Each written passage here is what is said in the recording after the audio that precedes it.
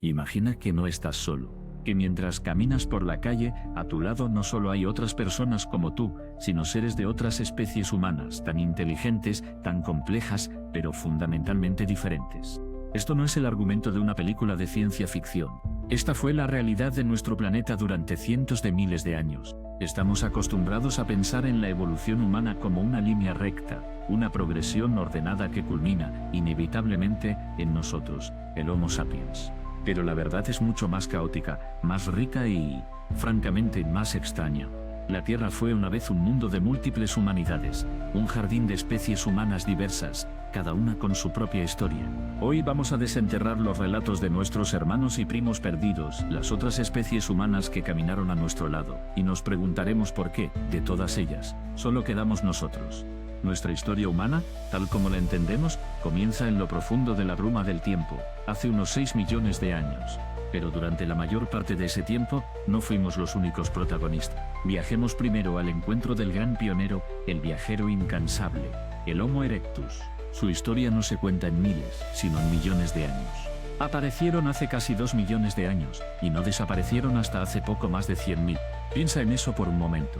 Nuestra propia especie, el Homo sapiens, apenas lleva unos 300.000 años en la Tierra. El Homo erectus nos supera en longevidad por un factor de casi 7.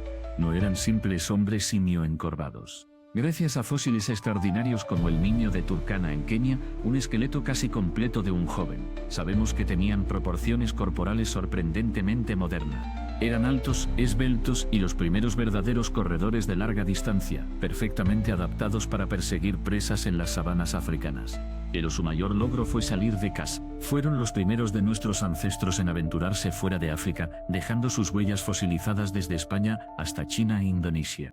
Y llevaron consigo una invención que cambiaría el mundo para siempre, el fuego. No solo lo usaban para calentarse o ahuyentar a los depredadores, lo controlaban. En antiguos yacimientos encontramos evidencia de hogares, de huesos quemados que demuestran que cocinaban sus alimentos. Este simple acto desbloqueó una densidad de nutrientes nunca antes vista, alimentando el crecimiento de un cerebro cada vez más grande y complejo. El Homo erectus fue el astronauta de la prehistoria, el primero en mirar más allá del horizonte y atreverse a caminar hacia él. Pero el mundo fuera de África no estaba vacío. Allí, otras ramas de la humanidad estaban floreciendo. En Europa nos encontramos con el gran cazador del Pleistoceno, el Homo heidelbergensis. Si el Homo erectus fue el pionero, el heidelbergensis fue el maestro de su dominio. Eran robustos y poderosos, y se enfrentaban a una megafauna que hoy nos parecería mítica. Imagina un grupo de caza coordinado, no con rifles, sino con lanzas de madera, enfrentándose a rinocerontes, osos de las cavernas e hipopótamos. Sabemos que lo hacían gracias a un descubrimiento asombroso en Schöningen, Alemania.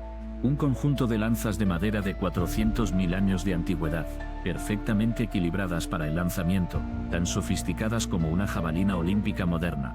Esto nos habla de planificación, comunicación y una profunda comprensión de su entorno. Y quizás nos habla de algo más. En la cima de los huesos en Atapuerca, España, los científicos encontraron una fosa profunda con los restos de al menos 28 individuos de Homo heidelbergensis. No hay señales de que vivieran allí, ni de que fueran devorados por carnívoros. Parece que fueron colocados allí intencionadamente. ¿Podría ser este el primer cementerio del mundo?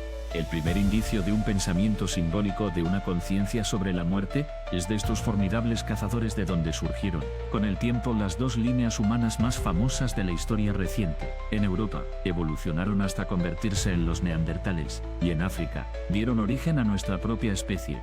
Los neandertales. Ninguna especie humana ha sido tan mal interpretada. La imagen popular del cavernícola bruto y encorvado no podría estar más lejos de la realidad. Los Homo neanderthalensis eran una humanidad paralela, brillantemente adaptada al duro clima de la edad de hielo en Europa y Asia. Su cuerpo era más bajo y robusto que el nuestro, una adaptación perfecta para conservar el calor, como un termobiológico. Y sus cerebros eran, en promedio, ligeramente más grandes que los nuestros. Lejos de ser tontos, eran increíblemente ingeniosos. Cuidaban de sus enfermos y ancianos. Tenemos fósiles de individuos que sobrevivieron durante años con heridas graves o discapacidades, lo que solo es posible con el apoyo de un grupo social unido. En la cueva de Shanidar en Irak, se encontró un esqueleto que había sido enterrado con cúmulos de polen, lo que sugiere que sus compañeros depositaron flores en su tumba, un acto de ternura que resuena a través de 50.000 años. Fabricaban herramientas complejas, usaban pigmentos para decorar sus cuerpos y creaban joyas con garras de águila y conchas. Y gracias al descubrimiento de un hueso y oídes neandertal, idéntico al nuestro, sabemos que tenían la capacidad anatómica para el habla. No gruñían, hablaban. Durante decenas de miles de años, nuestros antepasados Homo sapiens, al salir de África, se encontraron cara a cara con sus primos neandertales en Europa y Oriente Medio. ¿Qué sucedió en esos encuentros? La respuesta está escrita en nuestro propio ADN. No siempre fue guerra. A veces, fue amor. Los análisis genéticos han revelado una verdad asombrosa. Si tienes ascendencia fuera de África, llevas entre un 1 y un 4% de ADN neandertal en tu genoma. Llevamos los fantasmas de otra humanidad dentro de nuestras células. Estos genes no son reliquias silenciosas, influyen en nuestro sistema inmunológico, en el color de nuestra piel, en nuestra propensión a ciertas alergias e incluso en cómo metabolizamos las grasas. El legado de los neandertales no está solo en los museos, está vivo dentro de ti y de mí, pero los neandertales no eran los únicos. Mientras ellos dominaban el oeste de Eurasia, otra humanidad misteriosa prosperaba en el este. Son los denisovanos, un linaje fantasma conocido casi exclusivamente a través de la genética.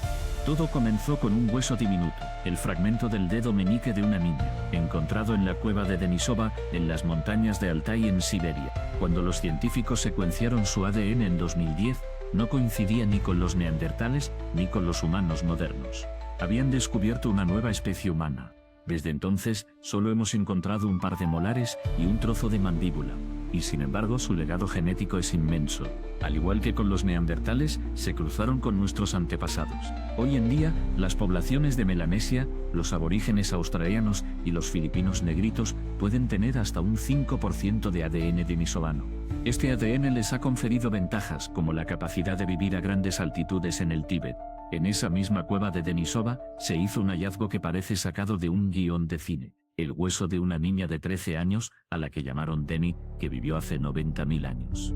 Su ADN reveló que su madre era neandertal y su padre era denisovano. Era una híbrida de primera generación, la prueba irrefutable de que estos mundos humanos no solo coexistían, sino que se mezclaban íntimamente.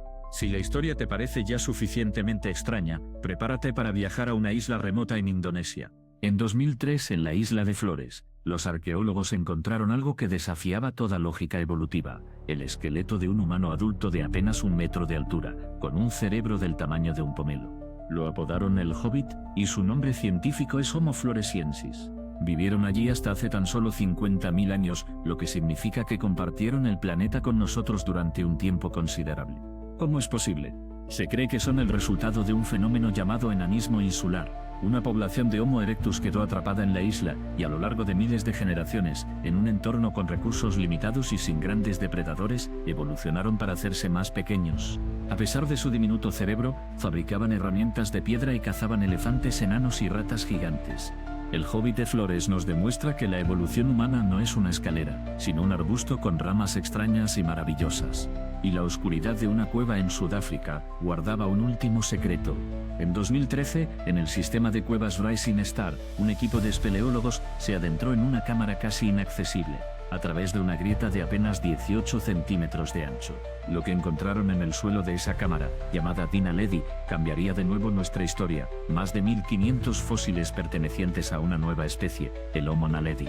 Tenían una extraña mezcla de rasgos, un cerebro pequeño, similar al de nuestros ancestros más primitivos, pero con manos y pies sorprendentemente modernos, capaces de caminar erguidos y manipular herramientas con precisión.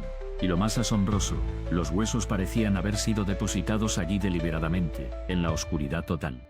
¿Estaban enterrando a sus muertos? Si es así, este comportamiento complejo, este ritual, surgió en una especie con un cerebro 1/3 del tamaño del nuestro. Recientemente, se han encontrado grabados y restos de fuego en estas cámaras, lo que sugiere una mente mucho más compleja de lo que su anatomía indicaría.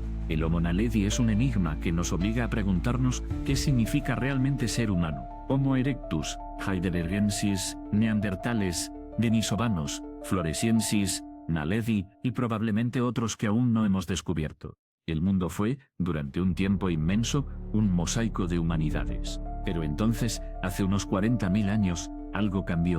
Uno a uno, empezaron a desaparecer. Los neandertales se desvanecieron de Europa. Los denisovanos se disolvieron en Asia. Los hobbits de Flores se extinguieron. ¿Qué pasó? Fuimos nosotros. La llegada del Homo sapiens a cada rincón del planeta coincide sospechosamente con la desaparición de las otras especies. Quizás fuimos mejores competidores por los recursos. Quizás nuestras redes sociales más amplias nos dieron una ventaja. O quizás fue algo más oscuro, una combinación de conflicto, asimilación y las enfermedades que trajimos con nosotros desde África.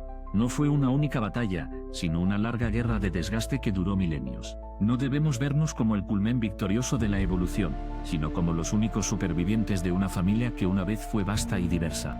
Así que la próxima vez que te mires al espejo, recuerda, no estás viendo el final de una línea de producción perfecta. Estás viendo al único superviviente.